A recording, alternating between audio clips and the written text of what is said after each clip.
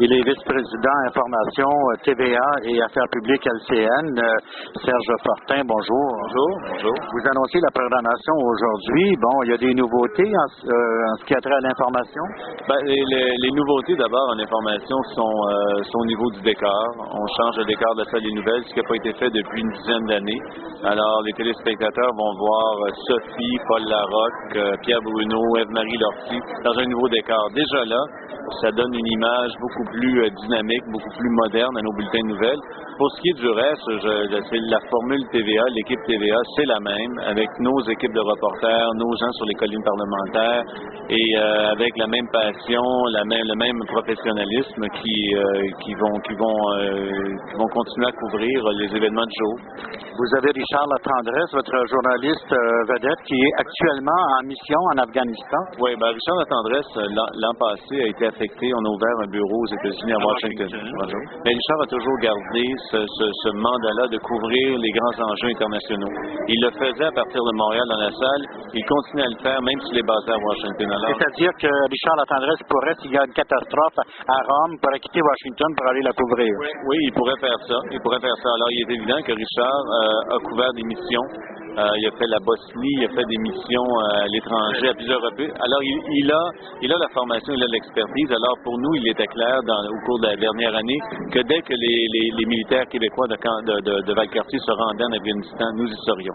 Alors, on s'est rendu et on est arrivé au moment où on a vécu la journée probablement la plus dramatique depuis le début pour les téléspectateurs québécois. La mort de 2 soldats et une équipe de journalistes blessés.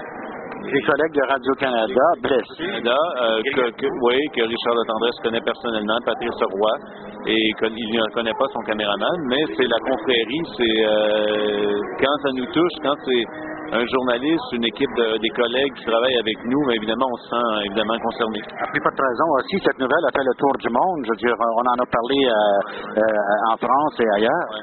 Mais je pense que quand ces choses-là arrivent, on se met à fouiller un petit peu, on se rend compte qu'il y a beaucoup de journalistes. Est-ce que ça vaut la peine, Serge Fortin, de s'en aller là-bas et de risquer sa vie? Moi, je pense que oui, ça vaut la peine. Est-ce qu'il faut risquer sa vie? Non. Je pense que les téléspectateurs, les lecteurs du Québec, doivent avoir une vision de ces grands événements-là, d'actualité, mais couverts par des gens de chez nous qui donnent la perspective, qui l'expliquent, qui le racontent. Oui, il faut le couvrir, mais pas n'importe quel prix. Évidemment, on doit prendre des précautions.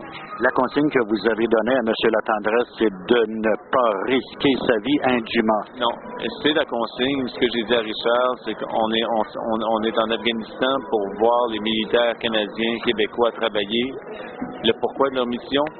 On sera appelé à aller en reportage avec les militaires, sauf que Richard a le dernier mot.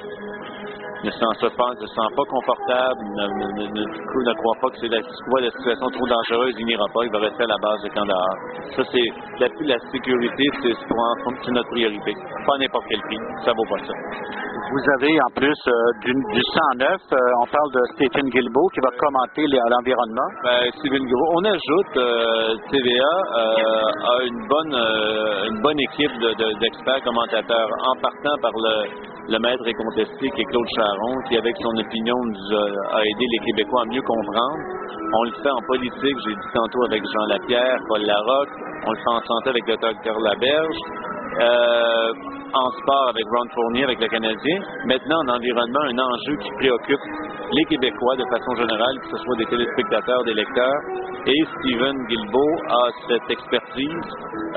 Il est un bon communicateur. Et tant mieux pour nous, il a décidé de passer à autre chose dans sa vie et on est content de l'accueillir avec nous.